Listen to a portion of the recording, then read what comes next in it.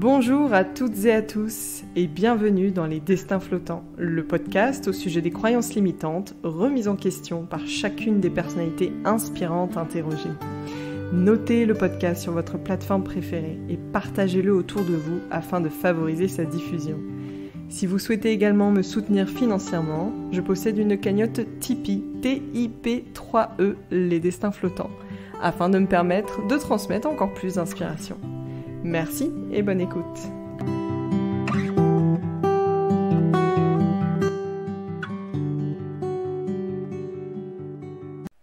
Chers auditeurs et auditrices, je suis ravie de vous présenter donc cet épisode que j'ai réalisé en live qui traite de la permaculture, un terme très tendance, une dynamique très tendance, mais pour laquelle on n'a pas forcément toutes les connaissances. Donc cette fois, on a l'occasion d'interroger un spécialiste.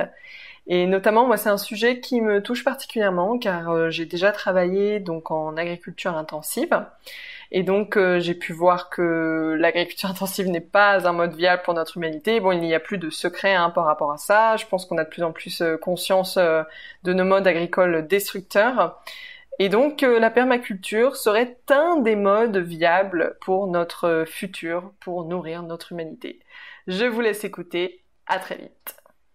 Mon invité aujourd'hui est jardinier et il arbore des jardins de permaculture chez les particuliers. Bonjour Jonathan Keller. Salut. Alors, est-ce que dans un premier temps, tu peux te présenter, s'il te plaît ? Je m'appelle Jonathan, j'ai 38 ans, je vis dans le Var depuis toujours. Et moi, j'exerce ce métier-là depuis maintenant 8 ans, de manière professionnelle, quotidienne, quoi. Sinon, ça fait un peu plus longtemps que je suis intéressé par la permaculture en général. Et voilà, et ça marche plutôt bien, c'est cool. Et qu'est-ce que tu as fait comme étude à la base ? Alors, plein de trucs. J'ai fait un BEP, un CAP, opérateur géomètre et architecture. Et ensuite, j'ai fait un bac pro gestion économie de chantier, travaux publics. Et après, j'ai arrêté les études, je suis parti travailler et j'ai repris des formations en permaculture de mon propre chef beaucoup plus tard. Et comment t'es venue l'idée alors de travailler en permaculture ?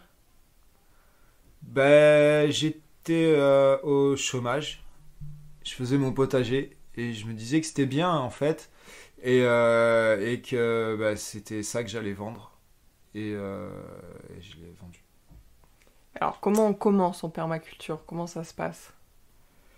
Moi j'ai eu beaucoup de chance. Enfin déjà d'une part je me suis formé parce que j'avais un peu le truc de l'imposteur étant donné que je suis du bâtiment, alors j'ai fait pas mal de trucs, la taille de pierre, etc. Mais là j'ai toujours jardiné un peu chez moi parce que j'ai un grand terrain, mes parents ont un grand terrain. Et du coup j'ai dû me former tout seul. Tout seul, j'ai pris la décision d'aller dans un centre de formation tout seul et de m'autofinancer toutes les formations que j'ai fait, surtout parce que quand on est au chômage et à Pôle emploi, c'est la merde, il faut pas attendre à ce qu'il lève le petit doigt pour faire quoi que ce soit, et au contraire, je pense. D'accord. C'est bien fichu. Et quels étaient tes premiers pas avec les clients ? Comment ça s'est passé tout ça ? J'avais pas de clients du tout. Du coup, j'ai fabriqué une jardinière en bois, comme c'était ou comme c'est toujours la mode, ces petits bacs potagers là. Et j'ai fait les fêtes commerçants de mon quartier quand j'habitais à Saint-Raphaël, un peu à droite, à gauche. Et ça a décollé comme ça parce que j'interpellais les gens avec du jus de pomme chaud que je leur offrais. Les gens comprenaient pas le cadeau. Et du coup, ils voulaient me payer le jus de pomme, mais non, moi, ce que je voulais, c'était leur filer ma carte de jardinier, et faire ma pub comme ça. Et je suis tombé sur un journaliste du Var Matin qui a vachement accroché sur le concept et qui, du coup, a publié un article sur moi. Ils sont venus dans mon jardin, ils ont pris des photos et tout. Et à partir de là, j'ai travaillé tous les jours. Super. Bon, là, c'était un coup du destin, quoi. Ouais, c'était j'étais à ma place, quoi. Génial. C'était cool. Parce que c'est tombé tout seul, parce que mine de rien, j'ai monté ma boîte et j'ai pas eu un seul client pendant 4-5 mois. Oui, ça va Voilà. encore, oui. Ouais, alors ça va Ouais. encore, mais Enfin, ça peut faire long quand même. mais financièrement, j'avais pas les reins solides. J'ai mis moi Mm. tous les sous que j'avais dedans pour m'acheter 2-3 outils et puis faire de la pub. Mais du coup, ouais, 5 mois sans un coup de téléphone, sans quoi que ce soit, le temps est long, quoi. T'as commencé à remettre en question ou non, t'y croyais dur comme Ah fer? non, non, non, je continue à avancer. Ah ouais, ouais, non, j'étais sûr que Détermination, j'allais y ouais. arriver, quoi. Ah, c'est chouette. Ouais. Ouais. Ok. Et alors, on va définir un peu ce que c'est que la permaculture, de manière à ce que tout le monde comprenne bien, parce que je pense que sur le podcast, tous les auditeurs ne sont pas, enfin, ne connaissent pas spécialement le terme. Donc, parce qu'on en parle aussi beaucoup sans savoir vraiment ce que c'est. Alors voilà, si tu peux nous donner une définition, ta définition. Alors, ma définition, pour faire simple, c'est la permaculture, ce serait un art de vivre qui respecte absolument tout le vivant et qui s'inspire du vivant lui-même, de la nature, de la forêt, en recréant certains mimétismes. Et voilà, pour faire vraiment court et simple, pour moi c'est ça, quoi. C'est vraiment un art de vivre respectueux. Donc on a cet aspect, par exemple, on va pouvoir produire des cultures beaucoup plus solides grâce à d'autres plantes. C'est ça la permaculture aussi. Ouais, alors il y a c'est- les associations de plantes, tout ça. Après, il y a tout vraiment tout plein de sujets, la permaculture sociale, comme on disait, et aussi le jardin. Et au jardin, bah, moi, je pratique essentiellement. Alors, c'est un jardinage inclusif, c'est-à-dire que, enfin, moi, je fais ça chez moi, voilà. Les clients sont pas tous d'accord. Mais je traite pas, absolument jamais. J'inclus tout, absolument tout dans l'équation pour avoir le résultat le plus juste possible parce que à partir du moment où on enlève des éléments de l'équation, c'est là qu'on crée le déséquilibre. Alors que si on inclut tous les éléments, toutes ces petites bestioles qui sont nuisibles à un moment donné, vont justement attirer d'autres prédateurs qui eux ramèneront l'équilibre. Tu vois, D'accord. si tu as beaucoup de pucerons et que c'est inquiétant et que même ça fait des ravages hein, dans les cultures, bah, l'idée c'est de pas traiter, c'est d'attendre, déjà de mettre des choses en place pour par exemple favoriser la venue des coccinelles, des insectes prédateurs, mais aussi ne rien toucher quoi. C'est vraiment laisser faire la nature, observer le plus possible et créer un milieu favorable sans que moi j'ai à éliminer des choses. Voilà. L'idée c'est que le jardin s'équilibre tout seul. D'accord. Et alors comment est-ce qu'il y a quand même des techniques pour éviter un nuisible ou nous permettre... Non. Alors oui, évidemment faut être vigilant. Mais après, on peut pas vraiment éviter un nuisible. Après, il y a des trucs qu'on sait quand on a de l'expérience. Bah, il y a des plantes qui sont des plantes pièges, on va dire, contre les pucerons notamment qu'on parlait. Et en fait, il y a des plantes comme l'absinthe qui sont utiles au jardin parce qu'elles font elles sont pollinisatrices, mellifères, donc les abeilles l'adorent, mais les pucerons aussi. Du coup, on sacrifie quelque part une plante qu'on va pas manger pour améliorer les cultures des légumes qui sont à côté, quoi. En fait, on crée des leurres quelque part. Voilà, des leurres, des pièges, on essaye de se débrouiller comme ça, de ne pas faire trop d'erreurs. Si on fait du compost, il faut savoir le faire bien comme il faut, sinon après... ben, on peut attirer les rats ou les souris. Et oui. Et ouais. Alors comment on fait un compost qui Euh, n'attire pas les rats et les souris? Alors, c'est pas simple. Bah, faut surtout beaucoup de matériaux secs déjà Ok. pour le mélanger. C'est pas le compost, c'est pas un tas de déchets comme ça qui s'accumulent et bon ça marche aussi, mais c'est pas pareil. Hein. Mais beaucoup de matériaux secs. C'est un quart de matériaux humides pour à peu près trois quarts de matériaux secs. D'accord. C'est quoi un De matériau la sec? paille, du La bois paille. broyé. Ok. Ouais, la paille ça va bien. Hein. Et ça, on peut se le procurer de manière écologique? Comment... Ah ouais, la Ouais. paille, facilement, dans une coopérative agricole, il Ok. y a une botte de paille, ça coûte 10 € sur un petit compost de famille, ça fait ça fait l'année, quoi. D'accord. Ok. Ah, oui, ça suffit Ah oui, pour c'est mélanger. pas compliqué à obtenir. Ah non, non, Ok. du tout, hein. Non, non, ça va bien, hein. Après, moi, je fais autrement dans mon jardin. Je mets directement les déchets par terre, à même le sol, et je recouvre de paille comme ça dans les plates-bandes. Mais sur une épaisseur vraiment fine, hein, c'est 2-3 cm, jamais plus, parce que sinon après ça pourrit tout. Du coup, je mets mes déchets sur un cordon bien étalé, et après par-dessus, je mets de la paille, et j'alimente mon sol comme ça. Ok. Et Et du le coup, compost, ça permet de. C'est comme un engrais. ah bah c'est un engrais, du coup je redistribue à la terre ce qu'elle m'a donné à manger. Du coup c'est déjà de l'échange. Et ensuite il y a énormément aussi de plantes sauvages comestibles qui poussent. Du coup D'accord. là on avait des melons, bon on en avait déjà suffisamment, mais on en a maintenant encore plus que prévu. On sait plus quoi faire des melons parce que Ah on oui, en je me avait mis dans le souviens. compost. Et ben là ouais bah tu vois on avait mis 5-6 plants là et ça a donné du feu de Dieu et là, il y a 3-4 plants qui se sont ressemés Ah oui, du compost et ça redonne des melons à nouveau et voilà quoi. l'abondance du melon. Ouais, non, mais c'est ça, Puis ça marche avec tous les légumes, hein, les tomates, les salades, Ouais. les choux, enfin tout ce qui est monté en graines, quoi, hein, ça repart. Et oui. Et alors, est-ce qu'en permaculture, on arrose ou pas? Comment? Parce que tu me disais hors antenne que les puristes, normalement, ils arrosent pas, mais que certains jardins, quand même, arrosent. Alors, Ouais, non, il faut arroser. Bah, ne pas arroser, ça peut se faire. C'est très long. C'est énormément de patience, énormément de boulot, dans le sens où il faut refaire ses semis chaque année. d'accord. Après, de toute façon, ça reste dans la philosophie de la permaculture, parce que voilà, on ne veut pas dépendre des semenciers non plus, et puis on préserve les variétés paysannes, mais en fait, il faut rester sur le même sol, dans le même jardin, à semer les variétés et à faire les graines d'année en année, et en fait, c'est comme ça qu'on arrive à avoir une variété qui s'est adaptée au climat, quoi. D'accord. Alors ça fonctionne, mais il faut vraiment être patient, et ça se fait pas en 2-3 ans, je crois que Eh oui. c'est minimum 5-10 ans, quoi.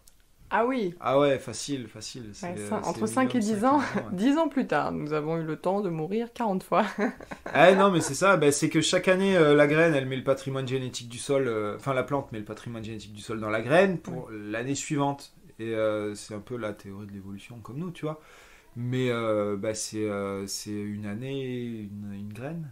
Et en Oui. fait, pour arriver à faire le virage avec les plantes et les adapter à son sol, ben, faut du temps.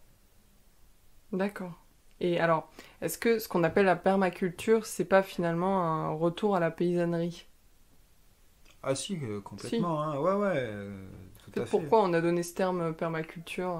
Bah, parce que ça reste un art de vivre, comme je disais, Hmm. ça englobe énormément de choses autour de la santé, des relations sociales, et de la politique, et de tout ce qui... C'est un art de vivre, quoi, donc ça touche à vraiment tout. Après, ça ressemble énormément, oui, à une agriculture paysanne, comme on a pu l'avoir dans les années 1850, où on était vraiment à l'apogée du système agricole, quoi.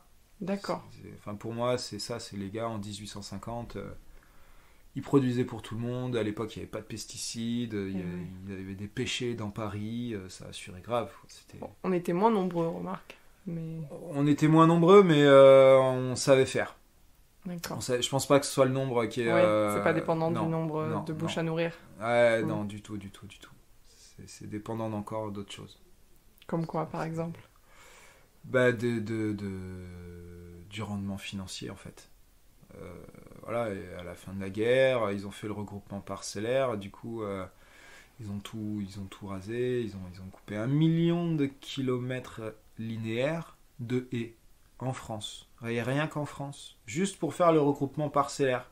Ah oui. C'est-à-dire un paysan qui avait 10 hectares dans une commune, sur 10 terrains différents, ils lui ont réattribué ces 10 hectares, mais sur une seule parcelle. Tu vois. Mais en fait, ça, si tu veux, c'est pour favoriser l'agriculture mécanique. Parce que quand tu as 10 parcelles à droite et à gauche, Très tu compliqué. traverses pas le village avec ton tracteur, c'est galère. Hein. Attention.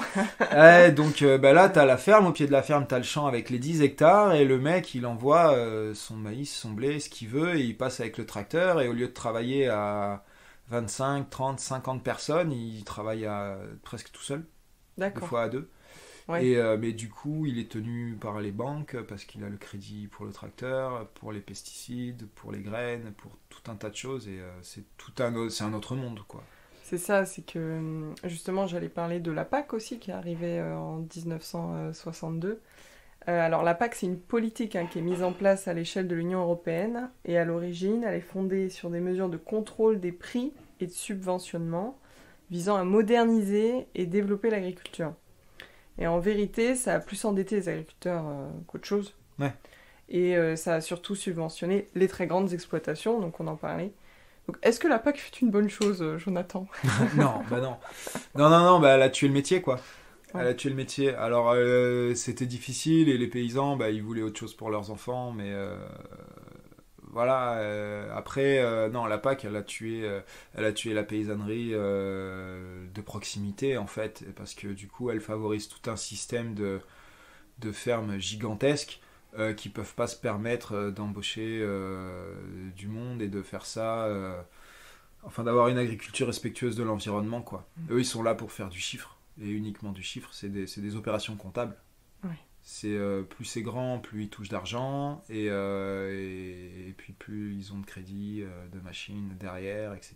Et c'est pas bon, quoi. Et plus c'est possible d'exporter. Donc j'imagine... voilà, que penser du commerce mondial en agriculture? Faut-il dans notre monde aujourd'hui qu'il y ait encore des échanges? C'est compliqué parce que... moi, personnellement, j'aurais déjà du mal à faire une croix sur le chocolat. C'est pas facile, quoi. Après, évidemment que, oui, pour un monde plus durable, il faudrait énormément limiter les échanges. Et ça va de soi, parce que ça fait tourner l'industrie du pétrole. Ouais. Et c'est vraiment pas bon. Après, l'être humain, il a toujours échangé, quoi. Le problème, c'est l'énergie. C'est encore un autre problème, parce que je pense qu'il peut y avoir des échanges, tu vois, faut pas non plus être trop fermé. Mais tu vois, il y a 2000 ans, il y avait des échanges, tout se faisait à cheval, il y avait beaucoup moins de pollution, mais par contre, on arrivait quand même à avoir des épices d'Inde, tu vois, la route de la soie, elle existe depuis des millénaires, donc on va pas du jour au lendemain tout fermer, quoi, ce serait idiot. Le problème, c'est le fret, c'est le moyen de transport et l'énergie liée à ça, quoi. Et aussi la surconsommation qui fait que tout prend des proportions immenses. Et qu'il y a encore plus de transport. Et ouais. Alors justement, tu parlais de chocolat, et il y a de plus en plus d'entreprises maintenant qui font des cargos en voilier. Enfin, c'est des cargos voiliers. Ah ouais. Et donc, voilà, ça pollue plus. Ouais, c'est cool. Ça peut être une solution. C'est plus long de faire. Ouais, de toute façon, oui, je pense que là, on est en train de changer d'air dans le sens où l'hyper-disponibilité de toute chose, de tout aliment et de tout ingrédient, c'est fini, on l'a bien vu avec les pénuries de moutarde, ou même si c'est de la spéculation sur certains trucs, on ne sait pas tout. Mais par contre, ouais, je pense que ce système d'abondance permanente est terminé, quoi. Eh ben oui. Ouais. Là maintenant, si on veut quelque chose de bien précis et qu'il y a un délai de 3-4 mois, c'est pas surprenant, quoi. Et alors, les pesticides en France ou en Europe, si tu y connais un petit peu, est-ce qu'il y a une diminution des pesticides avec le temps? Au fur et à mesure, sur les étalages en jardinerie, oui, parce que là, ces dernières années, il y en a de moins en moins, et cette année, il faut dire qu'il y a vraiment beaucoup moins. Et il y a tout un rayon bio qui est venu accompagner le reste, en fait. Dans les jardineries, et c'est plutôt pas mal. Du coup, ça sensibilise les gens, notamment aussi sur le rapport au vivant, parce que les plantes, elles sont pas éternelles non plus, quoi. On peut pas faire du maintien en vie en permanence si elle est pas adaptée au terrain ou au climat ou ou tout simplement c'est la vie, quoi. Elles peuvent mourir, hein. Donc c'est vrai que les gens s'ouvrent aussi pas mal là-dessus et c'est plutôt pas mal. Après, pour ce qui est des pesticides, il en reste quelques-uns de chimiques pour tout ce qui est insectes ou animaux un peu coriaces comme les rats, les souris, les frelons, etc. Donc là, oui, là, il y a des produits forts, chimiques chimiques. et toxiques pour Toxiques, l'humain, pour l'humain, l'environnement. Enfin, ça tue des frelons. Un frelon, c'est coriace, quoi. Tu le pars comme ça, hein. Voilà. Et il reste ça, et il reste aussi pour tous les jardiniers qui ont l'agrément, le certificat phytosanitaire, qui eux ont accès à la pharmacie chimique dans des quantités et des proportions, eux, ils ont ce qu'ils veulent, quoi, à volonté. Qui ça? Alors c'est nous, hein, les jardiniers. Alors moi j'ai pas le certificat parce que je veux pas traiter, donc ça me sert à rien, je veux pas mettre de produits. Mais en fait, c'est une sorte de certificat. Ouais, c'est un diplôme, un certificat. Hein. Tu passes une journée en fait où on te sensibilise sur les produits phytosanitaires et à l'issue de cette journée, c'est comme la journée d'appel des militaires. Voilà. Donc là, tu as la journée d'appel aux phytosanitaires et en fait, après, tu as accès à la pharmacie aux produits durs, on va dire. D'accord. Voilà, tes traitements, etc. Et là, tu as des trucs. T'as tout. T'as tout ce qui est interdit, en fait, au final, maintenant, dans un rayon en jardinerie, quoi. Et oui, alors, justement, tout à l'heure, tu me disais qu'ils changeaient les noms pour noyer le consommateur. Oui, sur l'étiquetage, c'est la jungle, hein, parce que t'as un seul produit pour différents usages avec différents noms, mais au final c'est toujours la même molécule qui est dedans, comme le basil de Thuringe contre les chenilles, qui peut être vendu sous différents aspects à différents prix. Mais au final c'est le même produit et ça marche aussi avec les engrais, hein. T'as un engrais tomate, un engrais patate, un engrais fleur, hortensia, et puis au final on regarde la formulation et c'est exactement les mêmes pourcentages, c'est la même chose, quoi. Et à 3 prix différents, c'est pour noyer le consommateur, quoi. Tout le monde s'y perd. Si on fait pas gaffe, on se fait avoir, quoi. Ouais, non, c'est sûr que les pesticides, c'est compliqué même dans le choix de consommation, parce que le bio aussi a quand même des pesticides, il me semble. Alors moins, ouais. quand même. Mais quand même, après, ça reste des produits plus soft, on va dire. Avec un degré d'évaporation qui est quand même beaucoup plus élevé que le reste. Il n'y a pas de produit systémique qui pénètre le système de la plante. Voilà, ça c'est choses qui... Il faut avoir un certificat phytosanitaire pour ça. Mais du coup, il y en a qui l'ont et ils y vont. Mais enfin bref, même en bio aujourd'hui, de toute façon, ce sera toujours mieux que du conventionnel. Après, il y a tout ce qui est biodynamie, où là, c'est carrément c'est du marabout, quoi. Du coup, là-dedans, il n'y a pas de produit. Et oui, moi j'ai fait une formation au Brésil d'agriculture biodynamique, justement. C'est balèze, hein. C'est très précis et sensible. Ouais. Mais ils ont des résultats assez incroyables. Ah ouais, il y a des résultats. Hein. Il y a même tout connement, c'est que ça marche, quoi. Il y a même du rendement. Ah, il y a du rendement, hein. Ouais. Ah ouais, non, mais c'est... Alors, ça en marche, industriel, peut-être pas, mais il y a du rendement, quoi.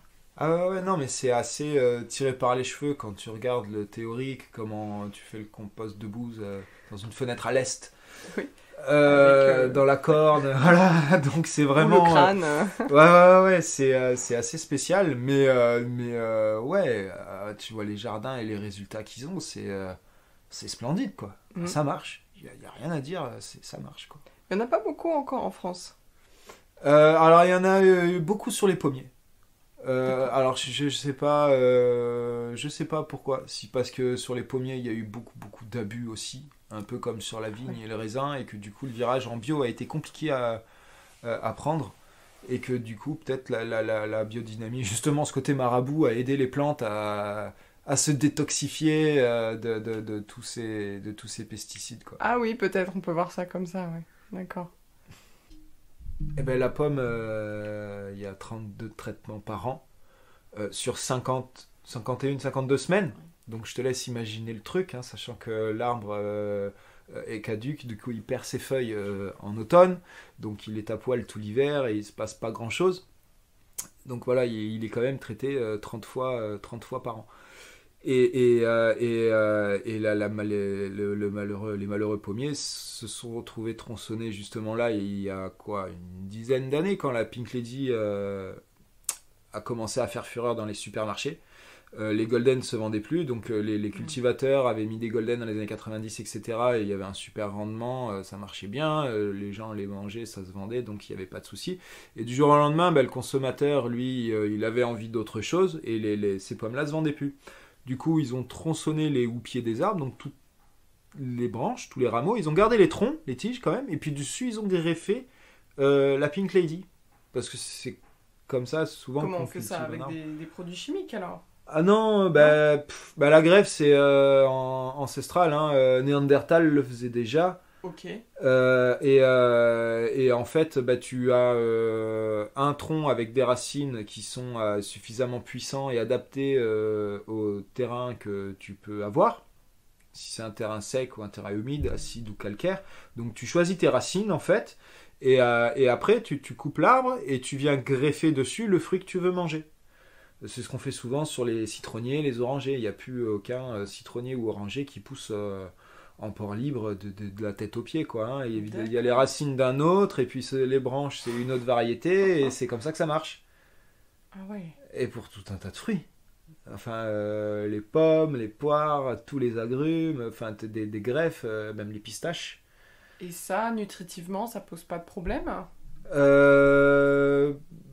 Je sais pas, nutritivement, je sais que les pommes d'aujourd'hui sont beaucoup moins riches en nutriments qu'autrefois, hein. C'est 5 ou 10 fois moins de nutriments, je crois, qu'une pomme d'avant-guerre, guerre de 40. Après ça, vraiment, il faudrait vérifier scientifiquement. Après, là où ça pose un problème, c'est que quand tu récupères la graine de ce fruit-là, il va faire un plan qui ne sera pas le fruit que tu auras mangé. Okay. C'est-à-dire que quand tu prends un citron, tu manges ton citron, tu enlèves les grains qui sont à l'intérieur, tu le récupères et tu le sèmes, il peut pousser n'importe quoi. Il ne poussera pas un citron comme tu as mangé, il peut pousser toutes les variétés avec lesquelles il a été croisé pour obtenir ce fruit. D'accord. Ou même carrément directement du porte-greffe, qui est un oranger du Mexique ou un poncirus fréquemment, c'est ce qui pousse. Mais il ne te poussera jamais un vrai citron, tout comme une pomme, ou quand tu manges une pomme et que tu sèmes le grain de la pomme, il te donnera pas la même pomme que tu as mangée. Voilà. Alors si ça arrive, par contre, c'est que c'est bien. Et là, il faut vraiment préserver la variété, parce que c'est que ça a marché, et c'est que c'était un arbre libre, justement, qui avait ses racines et ses branches pour lui tout seul, et c'est une variété franche. Ok. Mais comment... Enfin, je reviens à la greffe. Comment tu peux greffer sur un tronc qui est coupé? Eh ben, parce que le bois, un arbre, il vit sous l'écorce. Contrairement... Alors, je sais pas ce que pensent les autres, mais beaucoup de gens pensent que le tronc de l'arbre, c'est la vie, et que la sève, il circule à l'intérieur. Mais en fait, non. La sève, elle circule sous l'écorce et tout autour de l'arbre, sur le pourtour de l'arbre. L'intérieur de l'arbre, ça sert juste à le structurer, le rigidifier et à le tenir droit. Mais c'est pas vivant. On pourrait tuer un arbre en le découpant au cutter, en séparant le haut du bas, tout bêtement. Juste le contour. Et le bois qui est à l'intérieur ne lui sert absolument pas, ça n'est pas vital, quoi. C'est pour ça qu'on voit des platanes qui sont complètement creusés, ou des oliviers très vieux qui sont complètement creusés et bouffés par les fourmis, nettoyés, etc. En fait, parce que l'arbre, il vit juste sous l'écorce, il vit juste sous la peau. Et du coup, quand tu greffes, c'est ça, tu viens couper l'écorce, retirer légèrement cette peau-là pour trouver le cambium. Donc c'est cet espace où il y a le plus de vie dans le bois, et tu viens greffer une branche sur laquelle tu as fait la même manipulation, en fait, et c'est cambium contre cambium, et là ça se soude comme une cicatrice qui se referme. Mais enfin, quand même, l'intérieur de l'arbre, comment on peut dire que c'est pas vivant alors que c'est produit de la terre? J'ai du mal à comprendre quand même. Alors, ces produits de la terre, ben, ça lui fait son squelette en fait. Il y a certains arbres qui peuvent l'utiliser pour acheminer une grosse montée de sève par exemple, où il a plu énormément, et puis il y a un gros coup de chaud, c'est le printemps, et là il a une montée, du coup il peut utiliser certains canaux pour acheminer la sève en haut de l'arbre pour qu'il pousse. Mais autrement, ça ne sert qu'à le structurer et à le tenir droit. C'est comme nos os en fait. C'est ça, exactement. Et alors, moi, j'avais fait un stage en agriculture il y a 2 ou 3 ans. Et c'était en agriculture conventionnelle. Et mon patron me vendait un peu l'idée que aujourd'hui, on emploie très peu de pesticides et que les quantités qui sont versées en polyculture, après, je sais pas pour le reste, et que les quantités qui sont versées ne sont pas toxiques pour l'humain, en France du moins. Bah qu'il les mange, hein. Voilà. Moi, je les mangerai pas. Bah, c'est que j'ai pas confiance en fait. On se fait tellement promener à droite et à gauche que ces gens-là qui fabriquent les pesticides sont ces gens qui sont ces pharmaceutiques, c'est les mêmes groupes quoi. Hein. Bayer, ils font de la biceptine pour réparer les bobos et ensuite de ça, ils font des pesticides aussi. Enfin, ce sont les spécialistes de la gestion de la chaîne du début à la fin quoi. D'accord. Et alors, j'aimerais bien qu'on aborde le sujet des croyances autour de la permaculture et des champs de permaculture. Et moi, j'ai pas mal entendu le fait que c'est pas viable pour l'humanité ou que c'est pas rentable.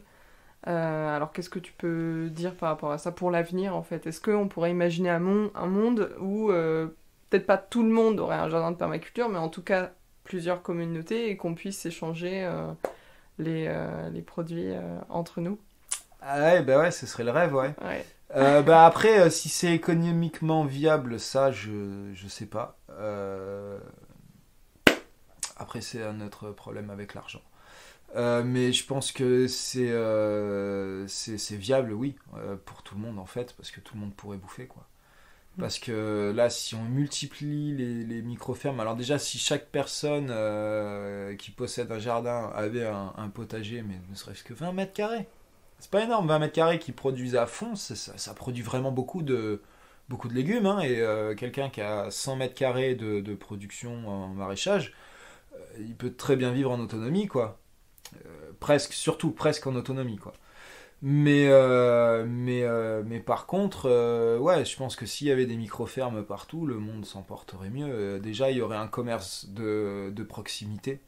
Ça favoriserait les échanges entre humains. Déjà, on serait au courant de qui est l'agriculteur qui fait pousser notre nourriture. Et on saurait même où la trouver pendant qu'elle pousse. Enfin voilà, on pourrait voir notre nourriture, elle pousserait pas loin de chez nous. Et je pense que ça fonctionnerait super bien. Le problème après, ça va être avec les grosses villes. Mais en tout cas, pour des petits villages à notre échelle ici, s'il y avait 4 ou 5 micro-fermes au village, on n'aurait même pas besoin d'importer quoi que ce soit. Ah ouais. On produirait tout sur place, c'est pour tout le monde. Ouais, c'est juste que ça ferait pas croître le PIB, quoi. Bah ouais. Économiquement. Ouais, économiquement. Ouais. C'est pour ça qu'économiquement, je sais pas si ce serait viable, parce que du coup, ça fonctionnerait dans un système qui serait complètement... un système économique qui serait complètement différent. Qui serait local et pas... Voilà, qui serait local, c'est ça, en fait. Il faudrait une monnaie locale, même si on garde les euros... Je sais pas pourquoi faire, mais voilà, mais au moins une monnaie locale pour pouvoir échanger avec tous les artisans locaux, et en fait, ça va refavoriser aussi une industrie locale, comme des forgerons ou des mecs qui réparent les outils, des soudeurs, des trucs comme ça qu'il y avait il y a à peu près 100 ans au village. Il y avait tout un tas de trucs qu'aujourd'hui t'as plus, quoi. Là, aujourd'hui, t'as un outil qui est cassé, il faut avoir un pote pour qu'il te le répare. Parce que t'as rien, t'as pas un mec qui est forgeron ou un spécialiste qui répare les outils et qui font que t'as pas besoin de consommer à nouveau, quoi. Oui, il faut que t'ailles dans un groupe pour le faire réparer, mais au final, ils vont te pousser à... Bah, il faut aller, ou une sorte de café repair, un machin comme ça, mais après... Ouais, moi je pense que s'il y avait beaucoup plus de micro-fermes et d'artisans, enfin d'artisanat local... le monde s'en porterait mieux, quoi. Alors, justement, peut-on intégrer la permaculture dans nos vies quotidiennes très actives? Et est-ce que les restaurateurs même pourraient s'approvisionner? Comment... Est-ce que ça demande beaucoup d'efforts, ça demande beaucoup de temps, ou ça dépend de la taille du jardin aussi, j'imagine? Ça dépend de la taille du jardin et des quantités qu'il faut fournir. Après, oui, chacun peut faire des gestes dans son quotidien, hein. Un restaurateur, ce qu'il peut faire, c'est déjà utiliser des produits non chimiques pour faire la vaisselle, tout ce qui est produits écologiques justement pour les machines, avoir des récupérateurs d'eau sur les toitures, faire du compost. Voilà, favoriser tout ce qui est compost. En plus, un resto, ça brasse énormément de restes. Donc, Eh oui. pour eux, ça c'est une mine d'or. Le marc de café aussi. Enfin bref, ils ont plein d'ingrédients à réutiliser pour avoir ces petits gestes permacoles du quotidien, quoi. Mais après, c'est pas évident pour tout le monde. En fait, c'est comme arrêter de fumer. Il faut changer les habitudes, quoi. C'est ça. Et c'est pas facile. Mais est-ce que, tu vois, dans chaque... Enfin, si chacun pouvait avoir un jardin de permaculture, pour ceux qui ont un jardin, est-ce que ce serait possible de l'intégrer dans une vie quotidienne active, où on n'a pas trop le temps, tu vois, on travaille, je sais pas, de 8h à 19h, ou est-ce que c'est compliqué, il faut vraiment y consacrer beaucoup de temps? Ça dépend de la surface du jardin. Et en fait, grosso modo, pour un jardin qui fait dans les 50 mètres carrés, bah, avec un système d'irrigation automatisé, un arrosage automatique, tu bosses allez, 2 heures par semaine en moyenne. Déjà, tu bosses 2 heures par semaine dedans. Alors, il faut vraiment faire les bons gestes. Mais t'arrives à t'en sortir, quoi. Ouais, 2-3 heures par semaine sur 50 mètres carrés, ça peut produire beaucoup. Et quels sont les bons gestes, alors? Bien pailler, bien mulcher, éviter de se donner du travail supplémentaire, parce que généralement c'est souvent le jardinier qui crée sa propre peine, quoi, hein. Quand on met de la paille ou du foin ou des trucs qui sont montés en graines par exemple, et qu'après ces graines là germent et envahissent le jardin, donc c'est nous qui l'avons semé quelque part, donc c'est notre châtiment, quoi. D'accord. Mais ouais, c'est faire gaffe au paillage, et puis avoir les bons gestes au bon moment, quoi. Savoir quand bêcher, et puis quand planter, quand tailler. Et c'est vraiment voilà, des gestes à faire au bon moment, et après on n'a pas à y revenir. Ok. Du coup ça oui, c'est important, quoi. Il faut peut-être un planning. Il faut un Mm. planning, oui. Il faut surtout pratiquer, Mm. en fait. Parce que c'est vraiment en jardinant qu'on apprend à devenir jardinier. Parce que même en ayant un planning, c'est pas toujours facile. Enfin, on est dépendant de la météo, tu vois. Des fois, Et il va oui. pleuvoir, ou il va y avoir beaucoup de vent, ou il va geler, ou il va faire très chaud. Et on pourra pas jardiner dans ces heures-là. Le jardinage, ça reste un plaisir, c'est du fun. Du coup, il faut le faire comme du sport, quoi. C'est quand ça te prend et que tu as envie d'y aller, il faut y aller, quoi. Après, c'est sûr que si ça devient une obligation et qu'on le fait parce que c'est dans les cases du planning à ce moment-là, de toute façon, même les plantes, elles vont le savoir, Mm. elles vont finir par le sentir, hein. De toute façon, c'est vivant, hein, donc qui va dans différentes pépinières, t'as des gars qui pestent, gna gna, le boulot, j'en ai marre, tu vois, toujours fatigué, à râler, mais t'as des plantes qui sont de moins bonne qualité que quelqu'un d'autres pépiniéristes qui sont hyper contents d'être à leur place, quoi. Mm. Ils sont là à leur boulot, ils sont à fond, ils ont le sourire et tout, ils ont toujours le sécateur dans la poche, ils jardinent, et c'est cool. Et ils ont et j'ai des résultats vraiment différents entre une pépinière et une autre, et suivant le profil du gars qui entretient ces plantes là, quoi. Ouais, c'est intéressant, l'énergie qui vibre, elle influence directement les plantes et les cultures. Ah ouais, ouais, ouais, bah ouais.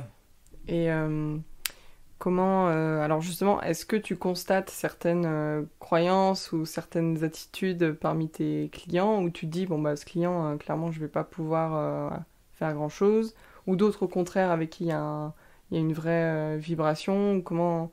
Et parmi ceux avec qui tu n'arrives pas à travailler, est-ce que tu arrives à voir quelles sont leurs croyances peut-être à propos du jardin de permaculture? Ouais, il y a de tout hein, dans les clients. Donc il y en a qui sont très ouverts et même waouh. Et qui on peut faire de belles choses. Enfin, on peut faire de belles choses avec tout le monde, quoi. Hein. Mais le challenge, c'est pour moi, c'est surtout d'ouvrir l'esprit des gens qui justement sont pas encore dans le milieu. Qui ont ou alors de faibles notions de permaculture et qui s'y intéressent de loin et qui veulent justement creuser un peu plus en faisant ça chez eux. Parce que prêcher un converti, c'est pas. Enfin, j'en ai pas mal qui sont déjà à fond dans le bio depuis X années. Et c'est même eux qui sont là derrière moi à vérifier, tu vois, que je fais bien tout dans les règles de l'art. Alors, évidemment, oui, mais pour moi, le but du jeu, c'est surtout d'éveiller les consciences. D'avoir des clients qui peut-être même n'en avaient jamais entendu parler. Et là, c'est de leur vendre le truc, quoi. Hein. Même au niveau du rythme, des tailles, qu'on fait pas ce qu'on veut quand on veut, que voilà, l'idée c'est surtout voilà d'ouvrir l'esprit. Si je peux ouvrir l'esprit de certaines personnes, c'est bien. Et donc, quelle est ta vision alors du futur de la permaculture? Pour moi, le top du top, ce serait une explosion de micro-fermes de partout. Partout. Oubliez les jachères, les terres abandonnées, tous ces trucs-là, et puis que tout le monde se soit son propre patron et aille cultiver ses légumes et les échanger avec le voisin, et là on sera bien. Et quel est toi ton rapport à la terre et qu'est-ce que tu ressens alors quand tu travailles avec la terre? Je ressens du plaisir, moi j'aime mon métier. Je me lève pas le matin en me disant oh, tiens il faut aller au boulot ça fait chier ou quoi, je réfléchis même pas, je me lève et je vais au travail et c'est cool, mais du coup ça dépend des endroits. Après aussi il y a des jardins avec lesquels j'ai plus d'affinité, c'est comme les humains hein, t'as plus d'affinité avec l'un plutôt que l'autre. Après globalement ça marche pas trop mal. Mais chaque jardin a ses petits caprices, tu vois. T'en as où t'arrives pas à faire pousser certaines choses. C'est normal, après t'as pas tout ça peut pas pousser de partout. Et t'arrives à savoir pourquoi ou non? Non, pas toujours. Non, non, il y a des trucs, des fois il y a des trucs qui se passent, c'est pas simple. Une fois j'ai travaillé pour un chaman, et du coup je faisais pousser des choux. Ils sont plantés à peu près à 50-60 cm d'intervalle et les choux ils sont montés sur 10 cm, puis ils se sont coudés à 90 degrés et ils sont partis tous les deux dans des directions opposées, tu vois. Ok. Sur à peu près 10-15 cm, donc c'est pas tout à fait normal pour un chou. Et après ils sont revenus droits. Et c'est assez barjot et le client te demande de lui expliquer ça, tu vois. Et alors il est chaman, donc j'ai de la chance, je lui dis que je ne sais pas, enfin de toute façon je vais pas lui mentir, même à ce client ou à un autre. Mais ouais, mais visiblement lui avait la réponse avec des forces théoriques. Alors il a mis des pierres, des orgones, des trucs, et on a remis d'autres plantes après, et ça a fonctionné. Ah. Ça a fonctionné. Mais là, pour le coup, les choux, ouais, c'était vraiment bizarre, quoi. Les trucs, ils sont montés, ils sont partis tous les deux dans des directions opposées, ils se fuyaient, c'était... Et ça fait jamais ça, normalement? Non. Non, il peut ramper par terre, ou alors avoir une forme un peu atypique, mais là, pour le coup, ils étaient droits comme des piquets, ils ont coudé à 90 degrés pile poil. C'était vraiment bizarre, quoi. C'est une question de vibration, ça. Vibratoirement, il devait se passer quelque chose sur cette terre. Je sais pas si peut-être qu'il a eu l'occasion de faire des rituels ou... C'est possible, hein. D'après lui, c'est le transformateur électrique qui en était la cause et qui était de l'autre côté de la rue. Pile poil en face. Ah. Pile poil en face, à peu près à 50 mètres. Mais pile poil dans l'axe, il y avait un transformateur électrique. Et pour lui, c'est ça. D'accord. Et est-ce que tu sens parfois sur des jardins que la vibration elle est mauvaise et comment tu aides le client à ce moment-là? Alors non, dans les jardins, non, j'arrive pas à sentir ça. Généralement, j'essaye toujours de faire de mon mieux pour aider les plantes et les gens qui me demandent. Mais après, pour l'instant, j'ai pas eu de mauvaises vibrations, de mauvais feelings avec un jardin, du moins. Il y a des maisons où je reste pas dedans. Hein, tu vois, genre, je rentre, merci, au revoir, et je m'en vais. Je traîne pas. Mais après, dans les jardins, non, ça m'est pas encore arrivé. Et on arrive à la fin de ce podcast, et je pose toujours une dernière question en fin d'épisode. Et alors, je peux pas te poser la question, penses-tu que nous sommes limités, parce que ça va pas trop avec le thème, mais penses-tu que la permaculture est illimitée ? Bah ouais. Pourquoi il y aurait une limite ? Je sais pas. Une limite de rendement Non, de rendement, non. Alors on est limité à la surface de la planète. Après, on peut éventuellement essayer d'aller cultiver sur la Lune, mais c'est pas très permacole comme attitude. Mais ouais, la seule limite, évidemment, ça serait la surface terrestre. Après, il y a autant de possibilités que d'êtres humains et autant de visions de la permaculture que d'êtres humains également. Et si chacun le fait dans les règles de l'art et en respectant le vivant, je pense pas qu'il y ait de limite, quoi. Chacun peut apporter quelque chose à l'autre. Et là, on s'arrête jamais d'apprendre. Du coup, je pense pas qu'il y ait de limite. Génial pour le mot de la fin. Prenons-en de la graine. Merci beaucoup, Jonathan. Merci à toi.